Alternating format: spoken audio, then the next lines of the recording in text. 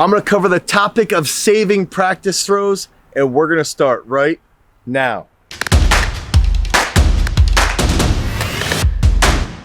What's up, everybody? It's Danny Miller from throwersuniversity.com, and if you're interested in improving your glide, you wanna get more explosive, you want to learn how to improve your spin technique and master that rotational aspect of throwing.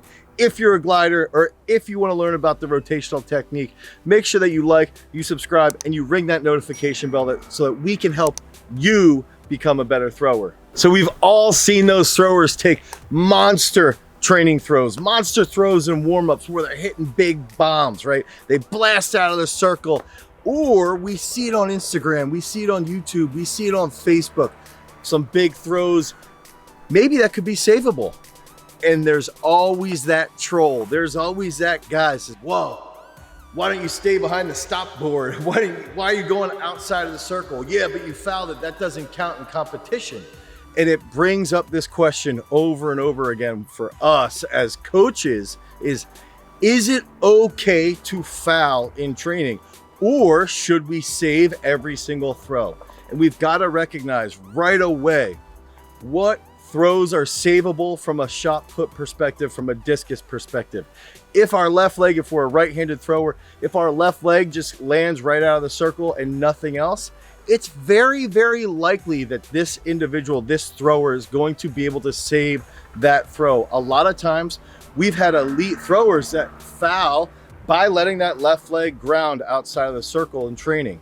And as soon as they get into that meet, they're able to continue that rapid rotation back into the circle and they save the throw.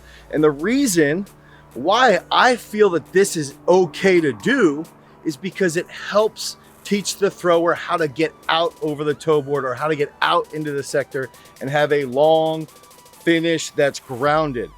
A lot of times when we coach athletes to stop fouling in practice, they start to be a little bit more hesitant. They start to tap that left and jump, and they start to fall back into the circle, and they start to have less aggressiveness on the finish.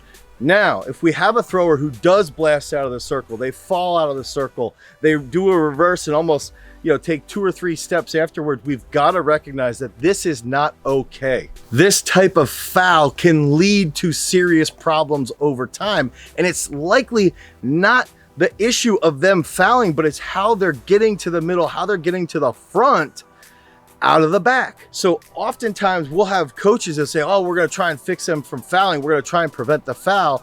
But the foul is usually being caused by something out of the back. So when a thrower does blast out of the front, we've got to look at what they're doing out of the back of the circle first, and then try and get them to foul with just a slight bit of a movement with that left leg landing out of the circle. Now, I am a proponent of actually having those small fouls in training, as I've discussed. I believe that it helps with the aggression on the finish. I believe it helps throwers get out into the sector to get out past that left leg on the finish. I believe fouling in practice is okay as long as it's a reasonable issue. But if we're getting into a major competition and a thrower asks that they want to take a couple throws without a foul, they want to go to a very high intensity without fouling, that is okay, and it's likely going to help them mentally when they get into that high stress situation in their warm-ups, in their competition. So if you have a thrower that prefers not to foul maybe a week or 2 out from their competition, that's okay. But please be aware as a coach that it's also important for them to finish long, to get out past that left leg. A lot of times when coaches back their thrower up and they don't want them to actually foul or get out into the finish, now they're a lot more hesitant on the finish and they fall back and they lose distance. So take the fouls by a step-by-step, athlete-by-athlete approach. Make sure you recognize what is savable. Some of these simple fouls are very, very, very savable. If a thrower's more inclined to foul in competition, then we've got to practice fixing them out of the back and saving that throw. If a thrower is not a fouling type thrower, it's very likely okay that they foul in practice. Understand which foul is savable, which foul is not savable, recognize what their technical issues are, and then if you're getting into a high pressure situation and the thrower does want to take some throws without fouling, by all means, that's perfectly fine. If you want more information about competition and throwing based training, click on this video right here. Until next time, guys, peace.